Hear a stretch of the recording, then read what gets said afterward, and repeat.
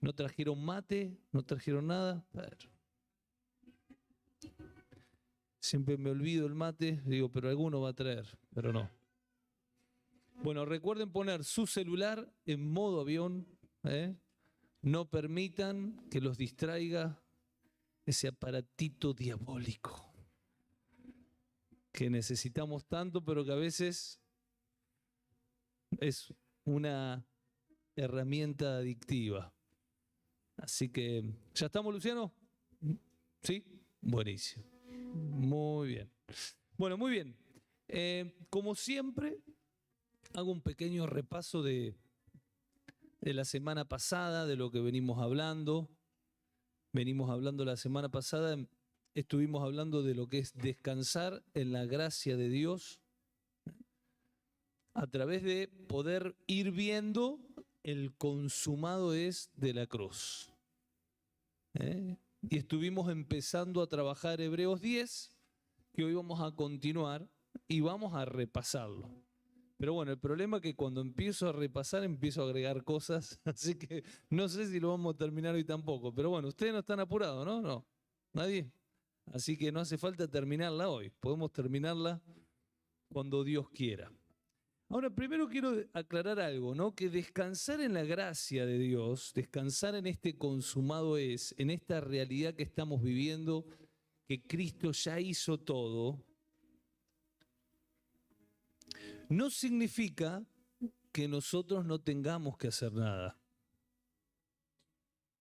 ya que diariamente debemos negarnos a nosotros mismos, a nuestra naturaleza, que está corrompida por un pecado que traemos de herencia, ¿no? Saben que en el Nuevo Testamento más de 30 veces aparece la palabra de negarnos a nosotros mismos. Qué interesante, ¿no? Jesús mismo dijo, si alguno quiere venir en pos de mí, niéguese a sí mismo, ¿o no? Si alguno quiere ir en pos de mí, niéguese a sí mismo. Y Pablo, bueno, eso está en Lucas 9:23, y Pablo después en Gálatas 5:24 dice, los que son de Cristo han crucificado la carne con sus pasiones y deseos. Por eso es importante entender de que debemos negar esa parte que está en nosotros que muchas veces quiere ir en contra de lo espiritual, que muchas veces quiere ir en contra de lo que Dios quiere. Esa es una realidad. A veces nos cuesta cada vez menos si somos personas que estamos acostumbrados a darle gobierno al espíritu, pero a veces nos cuesta más. Y este es el verdadero ayuno, porque el ayuno, que es negarnos a nosotros mismos, a nuestra carne, que está bien, el que lo quiera hacer no hay problema, pero pregunto, ¿de qué sirve estar todo un día no comiendo si después los últimos 6 días me como todo, tomo todo y no sirve de nada, ¿no es cierto? La idea es poder tener un equilibrio en la vida y entender de que uno tiene que estar todo el tiempo negándose a determinadas cosas. No es hacer lo que me gusta. Esto en la vida práctica es muy fácil. Si yo me encanta comer, en vez de comerme 2 platos tremendos, me como uno. Y yo ya estoy negándome a ese segundo plato. Parece un chiste esto, pero es una realidad. Si a mí me encanta tomar gaseosa todos los días, bueno, tomo día por medio o los fines de semana y después tomo agua. Estoy negándome a mí mismo. Si me gusta levantarme a las 10 de la mañana, bueno, me empiezo a levantar a las 9, a las 8 y estoy empezando a negarme a mí mismo. Si me gusta mirar serie todos los días, bueno, miro los fines de semana. Si me gusta acostarme a dormir con el celular, dejo el celular y agarro un libro. Hay tantas, pero tantas maneras en las cuales nos podemos negar a nosotros mismos todos los días y de esa manera estar ejercitando en nosotros ese crecimiento espiritual para poder avanzar en el gobierno de Dios. Y esa parte la tenemos que hacer nosotros. Son pequeños actos que deben evidenciar que la naturaleza de Cristo es la que gobierna y no la nuestra. es vivir en un ayuno constante para que el gobierno del Espíritu crezca en nosotros. Por eso debemos entender que descansar en la gracia no nos exime a nosotros de la responsabilidad de negar nuestra carne, nuestra naturaleza. A veces la negamos cuando no nos queda otra, cuando tenemos que levantar para ir al trabajo porque si no me echan. Pero cuando hay algo que puedo tener la opción de elegir, ahí es donde viene el problema. A veces negás la carne cuando tenés solamente un sándwich para comer. Pero cuando vas a un casamiento que tenés todo, se complica, ¿no? ¿O no? Hay alguno que se está riendo, yo sé por qué. Vivir en la gracia no es un suceso, es un proceso de entendimiento en el que vamos viendo espiritualmente todo lo que Dios ya nos ha concedido por la obra de Cristo. Dijimos la semana pasada en 1 Corintios 2:12, quiero repetirlo, este versículo que es tan importante, que dice, nosotros no hemos recibido el Espíritu del mundo, sino que recibimos el Espíritu Santo, que proviene de Dios. ¿Para qué? Para que sepamos lo que Dios nos ha concedido. Nosotros tenemos este Espíritu. Todo hijo de Dios tiene el Espíritu Santo y una de las funciones que tiene el Espíritu Santo es que logremos saber todo lo que ya tenemos. Que te vaya revelando Dios quién sos verdaderamente. No es la persona que ves en el espejo. Es todo lo que Dios ya te ha dado por ser hijo, que no se evidencia hasta que no creemos y hasta que no caminamos en esa realidad, ¿no?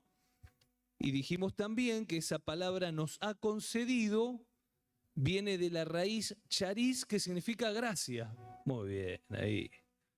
Genio, gracias. Entonces, viene de la raíz gracia. ¿Qué significa? Bueno, ya saben lo que significa el significado de gracia. Ahora bien, en base a esto y con este entendimiento empezamos a trabajar Hebreos 10, porque Hebreos 10 habla de esta obra consumada de la cruz, que en la medida que nosotros vamos viendo y entendiendo todo lo que Dios ya hizo por nosotros, nosotros nos vamos apropiando de eso y podemos descansar en la gracia, podemos entender quiénes somos nosotros al tener a Cristo en nuestras vidas. Porque si nosotros tenemos todo, pero lo ignoramos, es como si no tuviéramos nada. Por eso es tan importante el ir entendiendo, ir conocimiento, ir aprendiendo, y de esa manera lo vamos viendo, se nos va revelando y vamos caminando en una realidad distinta. Así que voy a leer de vuelta Hebreos 10. ¿Están de acuerdo? Ya leímos algo, pero vamos a leerlo de vuelta. Voy a leerlo en otra versión, la versión NBI. Leí la versión NTV, ahora voy a cambiar de versión. Vamos a leer la versión NBI. Dice entonces, Hebreos 10:1. El título de hoy es Hebreos 10. Así que bien sencillo. Hebreos 10. Ahora dice, la ley, ¿a qué se refiere con la ley? La ley se refiere a todo un sistema que se realizaba en el antiguo pacto, ¿no? La ley de Moisés, la Torá, todo el servicio levítico que se realizaba y todos los sacrificios de animales. Eran 3 áreas. La ley de Moisés, que eran los mandamientos, ordenanzas que todo el pueblo hacía, que era mucho más que 10. Había 365 negativos, hay muchísimos. Después el sacerdocio levítico, que era el encargado de hacer eso, y los sacrificios de animales que todo el tiempo tenían que sacrificar para poder estar y poder estar a cuentas con un Dios que demandaba justicia por su pueblo, ¿no? Ahora dice, la ley es solo ¿qué? Dígalo bien fuerte. Es solo una sombra, ¿no? Recién José en generosidad compartió Génesis y explicaba, ¿no? Cómo hay un montón de sombras que en realidad son sombras y tipos que después cuando vemos en Cristo encontramos la realidad. Como esta piedra de Jacob en la cual apoyó su cabeza, en la cual descansó. Nosotros descansamos en la realidad que Cristo es nuestro cimiento, en la cual nosotros nos edificamos en Él. Y solamente en Él podemos descansar. Como la sombra y el tipo. Bueno, la ley, todo ese sistema de ley dice que era una sombra de los bienes venideros. No la presencia misma de estas realidades, estas en presente. Está hablando en hebreo, dicen que es Pablo que está hablando ahí, ¿no? Dice, estas realidades. Y acá donde vemos justamente sombras y realidad, ¿no? ¿Por qué? Porque nunca pueden perfeccionar a los que se acercan para adorar mediante los mismos sacrificios que se ofrecen sin cesar año tras año. Qué interesante esto que Dios nos vaya revelando qué es sombra y qué es realidad. A veces agarramos la Biblia y al no entender esto, agarramos una sombra del antiguo pacto y pensamos que es una realidad. Y es simplemente una tipología. Por eso es tan importante estudiar la palabra. Ahora dice el versículo 2, de esta manera, ¿no habrían dejado ya de hacerse sacrificios? Pues los que rinden culto, purificados de una vez por todas, ya no se habrían sentido culpables de pecado. A ver, explico un poquito. Estos sacrificios que dice que se hacían en el antiguo pacto todo el tiempo, dice que no podían purificar por completo a aquellos que lo hacían. Si no, no estarían haciendo todo el tiempo. Si vos encontrás algo que realmente te sana, vos no necesitas seguir tomando algo para que te sane, porque ya te sanó. Si vos estás enfermo y tenés una enfermedad y tomás antibióticos y se te va la infección, no tenés que seguir tomando antibióticos. Acá donde muestra la ineficacia de todo lo que es el antiguo pacto, el antiguo testamento, ¿no? Y que era lo que generaba, dice, ya que no se habrían sentido culpables. Es decir, si hay algo que evidencia el no estar viendo a Dios, es el sentirse culpable. Por eso dice, ellos, si realmente los hubiese purificado una vez por todas, ya no se habrían sentido culpables de pecado. Es decir, se sentían culpables todo el tiempo, por eso hacían.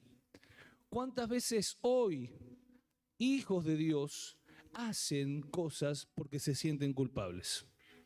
Hacen cosas para callar esa culpa interna, sin entender de que en Cristo no hay culpa. Cristo ya nos perdonó, Cristo ya hizo todo lo que tenía que hacer. Si nosotros seguimos viviendo con ese sentido de culpa, automáticamente estamos haciendo vana la cruz de Cristo. Por eso si hay algo que me genera culpa y lo puedo resolver, bueno, que Dios me revele, tal vez es pedirle perdón a alguien, es resolver algo, pero nunca mantenernos en esta posición. Ahora dice versículo 3, pero estos sacrificios, sigue hablando, ¿no? Del antiguo, está hablando del sistema de leyes antiguo, de lo que hacían antes. Dice, pero esos sacrificios son un recordatorio anual de los pecados, ya que es imposible que la sangre de los toros y de los machos cabríos quite los pecados. Es imposible que caminando y viviendo en ese antiguo pacto, uno podía ser libre de los pecados. Por eso, al entrar en el mundo, Cristo dijo. Y se acuerdan que hicimos acá un paréntesis.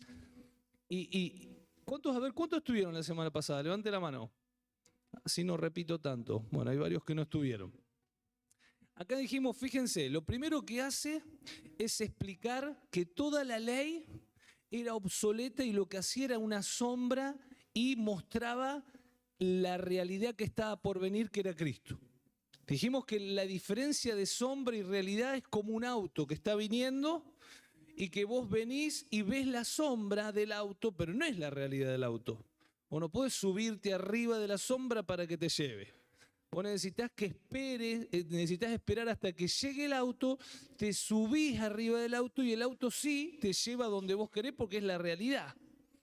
Es decir, la sombra, el sistema de leyes, no nos podía llevar a ningún lado, no nos podía dar libertad, gozo, paz. Lo que hacía era simplemente anunciar de que estaba llegando la realidad, de que Cristo estaba llegando y en el momento de llegar nosotros podíamos apropiarnos de esta realidad contundente que estamos disfrutando hoy, ¿no? Esa es la diferencia. Ahora Cristo dice, bueno, todo esto no servía para poder traer libertad, gozo y descanso a mi pueblo. Por eso, dice el versículo 5, que dice, a ver, dígalo bien fuerte.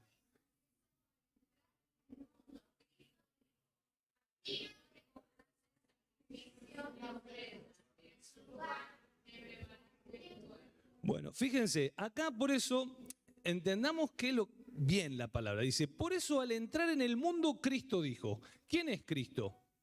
¿Cristo? ¿Quién es Cristo? A ver, díganme ustedes. Cristo es la segunda persona de la divinidad. Cristo no es Jesús. Cristo es el eterno. Cristo es el que estuvo en un principio y dijo, hagamos al hombre a nuestra imagen y semejanza, el eterno. Cristo, ese Cristo eterno que no fue creado, que es Dios, llegó un momento que se tenía que meter en un envase llamado Jesús. Y en ese momento de la historia, en el momento más acérrimo del Imperio Romano, donde podían matarlo, donde era el momento exacto, y dijo, bueno, llegó el momento en el que Cristo iba a ser introducido en un cuerpo. Por eso dice, por eso al entrar en el mundo, cuando Cristo entró en el mundo. ¿Logran ver esto? Esto es tremendo. Yo ya lo he dicho un montón y perdonen que lo repita, pero es importante verlo, no comprenderlo o entenderlo. Verlo, logremos verlo. Cristo, el eterno, estando en todo el Antiguo Testamento a través de teofanías, llegando un momento de decir, bueno, ahora sí, al entrar al mundo, Cristo entrando al mundo. Cristo entrando al mundo. Lo vemos eso también en el Evangelio de Juan. En el Evangelio de Juan dice, en el principio ya existía el Verbo, que es Cristo, y el Verbo estaba con Dios, y el Verbo era Dios. Y versículo 14, y el Verbo se hizo hombre. Juan 1:14. Qué tremenda esta profundidad de poder ver a Cristo desde este lugar, ¿no? Ahora dice, al entrar en el mundo, Cristo dijo. ¿A quién le dijo? Al Padre. ¿Qué es lo que le está diciendo al Padre? A ti no te complacen sacrificios, porque los sacrificios se les hacían al Padre, a Dios Padre. Entonces Cristo le dice, a vos ya no te complacen los sacrificios ni ofrendas. Ahora en su lugar me preparaste un cuerpo, para que a través de ese cuerpo pueda yo ser sacrificado y poder lograr ese sacrificio perfecto y eterno para poder formar una nueva humanidad, para poder formar una nueva raza, para poder formar un nuevo pueblo. Ya no es judío, gentil, no. Ahora es una nueva humanidad, es la iglesia de Jesucristo, que no importa si es negro, chino, japonés, no importa, es la iglesia de Cristo que fue creada a través de Cristo, ¿no? Sigue diciendo, versículo 6, no te agradaron ni holocaustos ni sacrificios por el pecado. Sigue Cristo hablando al Padre, ¿ven? Por eso dije, aquí me tienes. Como está escrito en el libro, en sí, las profecías, he venido, oh Dios, a hacer tu voluntad. Este es tremendo, ¿no? Cristo humillándose a sí mismo, como dice Filipenses, aprendiendo obediencia, como dice la palabra, y diciendo, bueno, vengo y humildemente, aunque es Dios, que no tenía que obedecer a nadie, se rebajó voluntariamente para poder hacer la voluntad del Padre y entregarse por completo. Es interesante esto, ¿no? Porque si decimos que es Dios, que vino a un cuerpo llamado Jesús, que en un principio seguramente tuvo que estudiar toda la palabra. No sé en qué momento le habrá venido ese recobro de esa memoria eterna de saber quién realmente era. En algún momento debe haber pasado, no sé si fue con el bautismo, no sé cuándo, pero en algún momento, pero ya era pequeño, estaba enseñando, pero aún así él no dependía de su capacidad, él dependía de hacer la voluntad de su papá. Y uno podría decir, bueno, pero si es Dios, podría ser su propia voluntad. Sí, pero ese Dios estaba en un cuerpo y fue tentado en todo conforme a la semejanza de un hombre, aunque no pecó. Por eso dependía de ser obediente al Padre. ¿Para qué? Para poder lograr el propósito por el cual venía al mundo. Esto lo vemos en Juan 6:38, dice, porque he descendido del cielo, está hablando Jesús, no para hacer mi voluntad, sino la voluntad del que me envió. Y de la misma manera esto se aplica a nosotros, que nosotros no hemos venido a hacer nuestra propia voluntad. Efesios 2:10, miren lo que dice. Dice, nosotros somos la obra maestra de Dios. Vos que a veces pensás de que sos imperfecta, imperfecto, con problemas, bueno, para vos, para Dios sos la obra maestra. La mayor obra, la perfección mayor somos nosotros, únicos, ¿no? Dice, Él, hablando de Dios, nos creó de nuevo en Cristo Jesús. Cuando nosotros aceptamos a Cristo, hay una nueva naturaleza que viene a morar a nosotros, por eso nos creó de nuevo en Cristo Jesús, a fin, es decir, ¿para qué?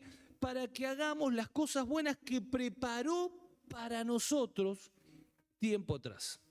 Es decir, cuando nos diseñó, cuando nos creó ya, no solo nos creó no solo nos creó, sino también estableció la función en la cual veníamos a cumplir esta tierra.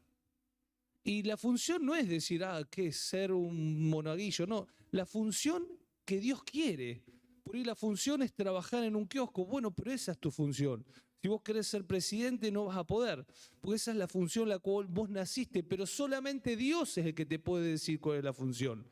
Por eso nosotros debemos estar entendiendo que nuestra efectividad está en hacer la voluntad de Dios y no la nuestra. Y que Él sea el que nos guíe y no nosotros mismos.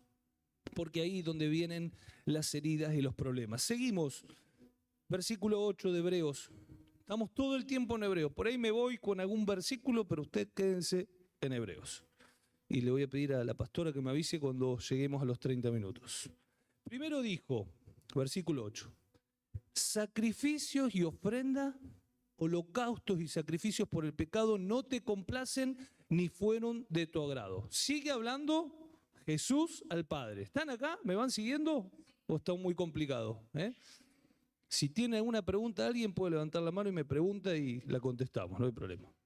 Dice, a pesar de que la ley, el sistema de la ley exigía que se ofrecieran.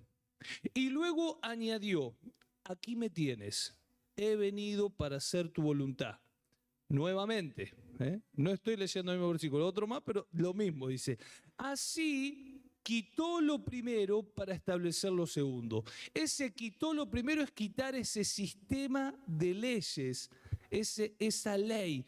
Y eso segundo es este nuevo pacto. Es más, agarran otras versiones y dice literalmente el nuevo pacto. Y en virtud de esta voluntad somos santificados mediante el sacrificio del cuerpo de Jesucristo, ofrecido una vez y para siempre, ¿no? Y en virtud de esa voluntad de Cristo de entregar su vida por cada uno de nosotros, somos santificados mediante el cuerpo de Cristo. Por eso, cada uno de nosotros que estamos en Cristo somos ya santos, porque santo significa ser apartados para Dios. Cada uno en el momento que acepta a Cristo ya tiene una posición de santo. Ya lo vamos a ver más adelante. Versículo 11. Dice, todo sacerdote celebra el culto día tras día, ofreciendo repetidas veces los mismos sacrificios que nunca pueden quitar los pecados. Y déjeme decirle algo, porque acá cuando leemos esto, lógicamente nos remontamos al antiguo pacto, donde los sacerdotes repetían los mismos sacrificios. ¿Saben quién es sacerdote hoy en día? Vos, que fue una de las reformas que hizo Lutero, ¿no? Somos el real sacerdocio de Dios. Ustedes son el real sacerdocio de Dios, dice la palabra. Ahora, esos mismos sacerdotes que repetidamente hacían sacrificios para callar su conciencia, para recibir el perdón, nunca podían quitar el pecado. Solamente en Cristo se quita el pecado. Y si nosotros vamos al diario de hoy, muchas veces, equivocadamente, pretendemos a través de acciones que podamos ser más puros, podamos ser más justos. Y no hay absolutamente nada que puedas hacer para hacerte más justo, más santo o más perfecto. Porque no se trata de las acciones, se trata de lo que Cristo hizo y de que nosotros caminemos en eso. Lógicamente que tenemos que negarnos a nosotros mismos, como dijimos, para poder caminar en el gobierno de Dios, pero no para poder adquirir una identidad. La identidad ya la tenemos en Cristo. Por eso muchas veces equivocadamente funcionamos como estos sacerdotes, que todo el tiempo realizaban cosas para recibir un perdón que era imposible, que solamente se podía tapar, pero seguía estando adentro. Versículo 12, pero este sacerdote, acá es otra clase de sacerdote, ¿no? Que vendría a ser Jesucristo, después de ofrecer por todos los pecados un solo sacrificio para siempre, se sentó a la derecha de Dios. ¿Logran ver la diferencia que hay? Pero este sacerdote, que es nuestro Señor, que es Jesucristo, después de haber realizado un solo sacrificio para siempre, se sentó. ¿Y qué significa ese sentarse? Ese sentarse significa que ya se realizó la obra. ¿Se acuerdan que estudiamos el tetelestai? ¿Qué significa tetelestai? Consumado es. Las últimas palabras de Cristo. Ya está, se terminó la obra fue completada. Por eso se sentó a la diestra. Un solo sacrificio que alcanzó para todos. No necesitamos hacer sacrificio, necesitamos ver y aceptar su sacrificio y caminar desde ahí. Y ahora sigue diciendo, versículo 13, y en espera de que sus enemigos sean puestos por estrados de sus pies. Y este versículo en realidad en principio lo taché para poder continuar, pero después lo destaché y empecé a desarrollarlo y me voy a quedar un ratito acá. Así que disculpen, nos quedamos un ratito en el versículo 13, después seguimos en el versículo 14. Pero es interesante porque acá dice, Jesucristo después de hacer todo lo que hizo, se sentó a la derecha de Dios, esperando que todos sus enemigos sean puestos por estrado de sus pies. Y este esperar que sus enemigos sean puestos por estrado de sus pies muestra que Cristo no está peleando, que Cristo no está guerreando, que Cristo ya peleó, ya venció y ya se sentó. Y ahora que está esperando la consumación de la victoria que ya ganó en la cruz. Y para eso nosotros tenemos un papel fundamental. En la cruz, Cristo ya derrotó a imperios, poderes y estructuras espirituales que gobernaban el mundo. Solo queda un enemigo pendiente, que es la muerte. La muerte, dice la palabra de Dios, que es el último enemigo que será vencido, ¿no? En 1 Corintios 15, 26, el último enemigo será destruido, que es la muerte, dice, ¿no? O vivimos en la manifestación progresiva de esa victoria, Cristo sentado y la historia siendo puesta bajo sus pies. Qué tremendo. Por eso 1 Corintios 15, 25 y 26, miren lo que dice. Porque es necesario que Cristo reine. 1 Corintios 15, 25. Porque es necesario que Cristo reine hasta someter a todos sus enemigos a su dominio. El último enemigo que será destruido es la muerte. Por eso no confundamos de que Cristo no reina porque veamos cuestiones en el mundo. No confundamos que porque veamos países sumisos en el comunismo, en el ateísmo, Cristo no está reinando. Porque todos esos imperios diabólicos se van a seguir cayendo, como se vienen cayendo a lo largo de la historia, imperios que eran impensables que puedan ser caídos. Desde la cruz, muchos enemigos ya fueron vencidos. La obra consumada de la cruz logró un impacto que empezó a debilitar imperios y sistemas opresores. Un dato histórico interesante es que ese temible imperio romano e invencible, nunca hubo un imperio tan poderoso como ese, que exigía, ¿se acuerdan?, la adoración al emperador como señor, es el mismo que en el siglo IV el imperio que perseguía a los cristianos terminó reconociendo que Jesús es el Señor en el edicto de Milán en el 313 después de Cristo. Y así como ese, tantos otros lugares, países, ciudades, que ya di en otras prédicas di un montón de datos históricos, ¿no? De la cantidad de cristianos y cantidad de imperios que se han destruido y se han debilitado por el poder de esta iglesia que avanza. Los poderes que fueron y que siguen derrotados. Por eso Colosenses 2:15 dice, y despojando a los principados y a los potestades, triunfando sobre ellos en la cruz. Qué tremendo de poder ver cómo a lo largo de la historia todos esos imperios diabólicos se van debilitando y Cristo sigue avanzando y sigue creciendo. A veces es como el noticiero que vemos las cuestiones negativas, pero no nos olvidemos quién es el que reina.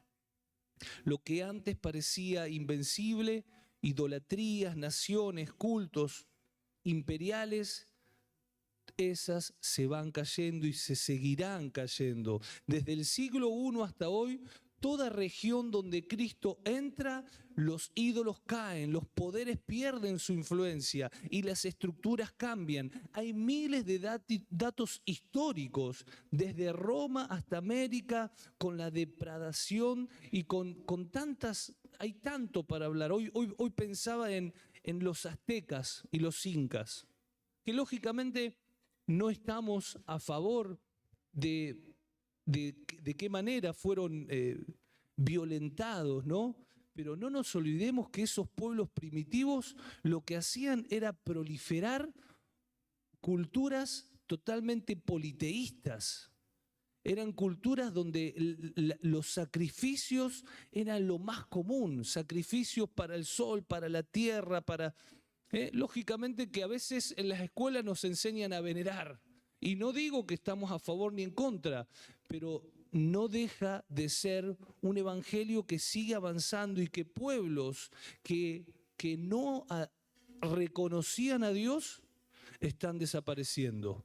Y pueblos que reconocen a Jesucristo como Señor siguen avanzando. El mundo entero reconoce el cambio que Cristo hace. A veces hasta en forma de sarcasmo nos dicen, ¿qué pasó? ¿Te hiciste evangélico? ¿Qué pasó? ¿Te lavaron la cabeza? ¿Cuántas veces le han dicho eso? Creo que a varios, ¿no? ¿Qué pasó? ¿Ya no decís malas palabras? Que lógicamente que un cristiano de tiempo no dice malas palabras. No sé si sabían ustedes, o no. Amén, ¿no?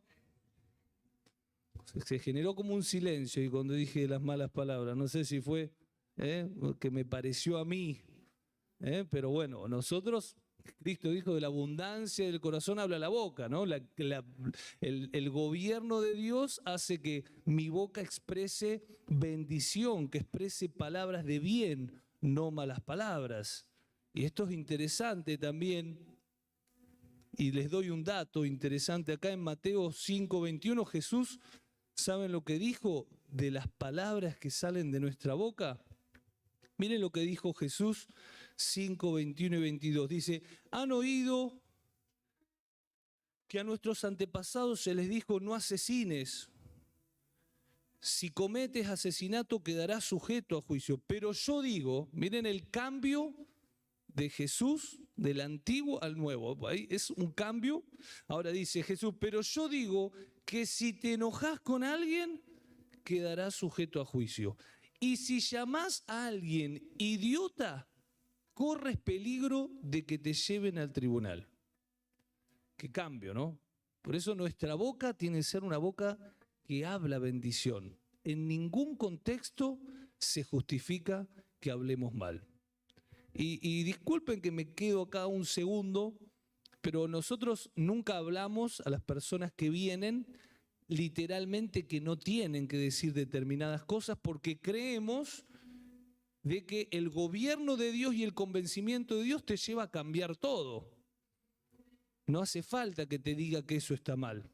Pero a veces pasan las semanas, los meses, los años y hay cosas que no se cambian y digo, por ahí no se está cambiando porque por ahí piensan de que está bien y estamos naturalizando cosas que están mal y no.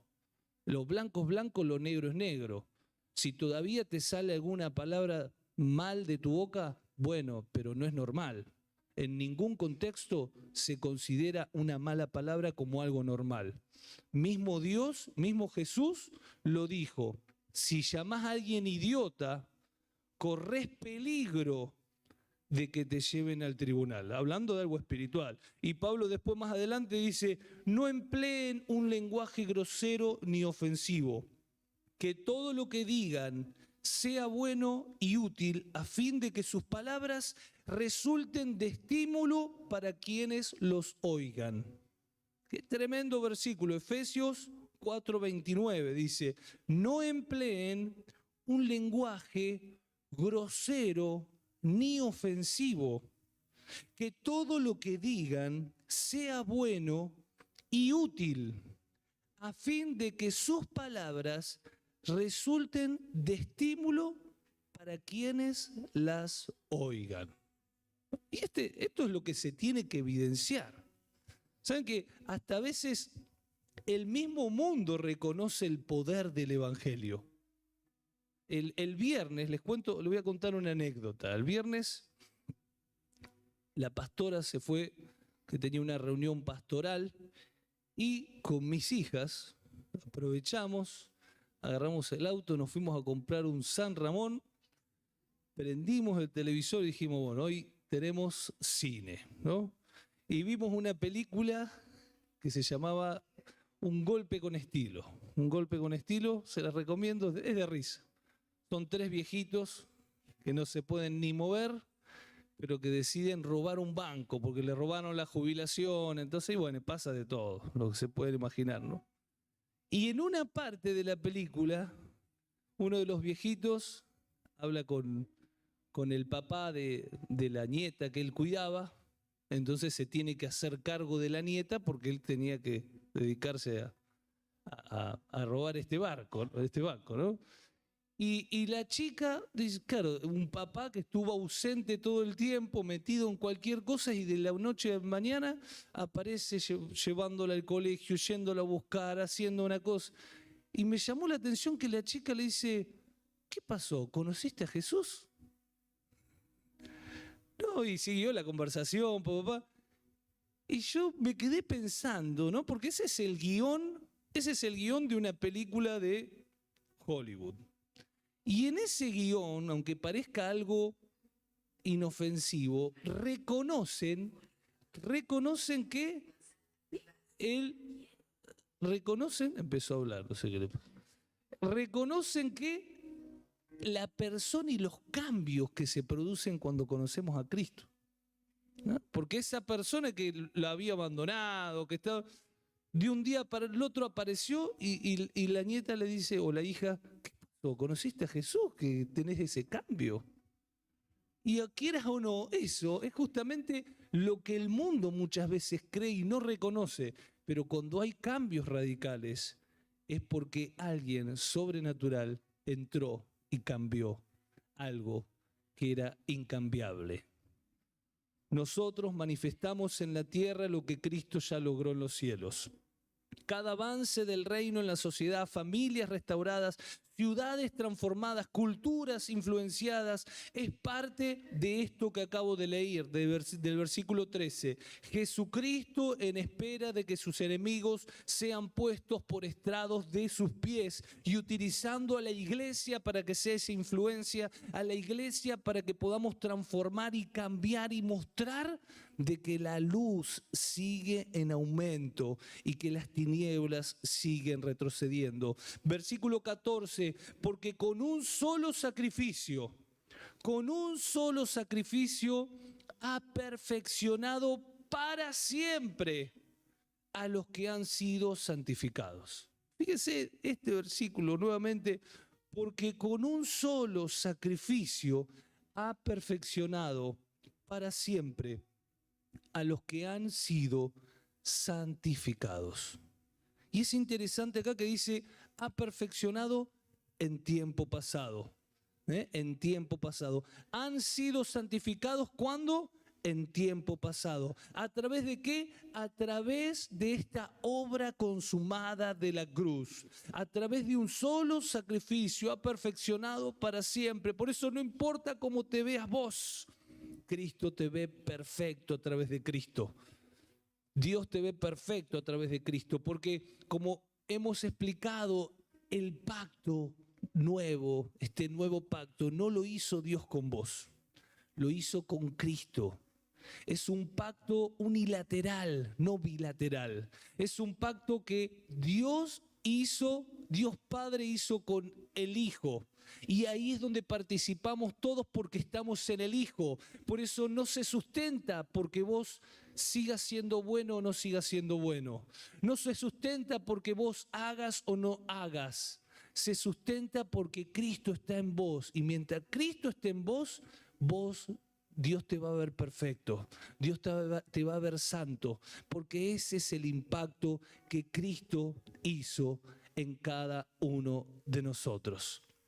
Voy a dejar hasta acá y la semana que viene vamos a continuar, me falta muchísimo, pero no importa, nadie nos apura, ya sabía que no iba a poder terminar hoy. Pero la importancia de poder ir viendo en esta carta de los Hebreos, esta profundidad de comprender realmente todo lo que Cristo hizo y lo que nosotros disfrutamos por estar en Cristo. Lo que nosotros disfrutamos por estar en Cristo. Cierre los ojos y mientras los chicos van cantando, quiero que estemos orando, y no solamente orando, sino que estemos también tratando de pedirle a Dios que siga abriendo nuestros ojos a esta realidad imperante de poder comprender y ver lo que Cristo ya hizo por cada uno de nosotros, de poder comprender de que no hace falta más sacrificios. Y cuando comprendemos esto, ahí es donde podemos descansar, porque no se trata de nuestras obras, se trata de lo que Él ya hizo. ¿Y vamos a hacer? Sí, lo vamos a hacer, pero vamos a hacer desde otro lugar. No vamos a hacer para merecer, vamos a hacer por gratitud, vamos a hacer por reconocer que es por gracia, que es un regalo. Entonces, de lo más profundo de nuestro corazón, lo amamos, lo adoramos, lo exaltamos, nos congregamos, porque entendemos lo que Cristo hizo y el lugar de privilegio que Él nos dio a cada uno. Papá, en el nombre de Jesús, te glorificamos, te exaltamos, te damos toda la gloria. Te damos toda la honra, te damos todo el poder, Señor. Te agradecemos una vez más por poder estar reunidos y poder estar expuestos a tu palabra. Esa palabra, Dios, que tiene tanto para enseñarnos. Esa palabra que se nos tiene que revelar, que tenemos que verla, que tenemos que experimentarla, que tiene que ser, bendito Dios, introducirnos en un ámbito de gracia, introducirnos en una realidad completamente distinta a la nuestra. Yo oro en el nombre de Jesús por cada uno de los que están acá, para que sea tu Espíritu Santo trayendo luz, para que sea tu Espíritu Santo posicionándolos en el lugar que vos los has puesto en Cristo, para que estés quitando sentir de culpa, para que estés quitando temores, para que estés quitando cuestiones y sentimientos que los están estancando. Padre amado, en el nombre de Jesucristo declaro que seguimos avanzando, no mirando hacia los costados, no mirando hacia atrás, mirando al Hijo, mirando la obra consumada, mirando todo lo que vos has hecho por medio de Cristo. Bendito Rey, con nuestro corazón te adoramos, con nuestro corazón te exaltamos. Gracias, Señor. Te glorificamos, te exaltamos, Señor. Gracias, Señor. Gracias, Señor. Gracias, Señor. Oh, bendito Rey. En el nombre de Jesús. Gracias, Jesús.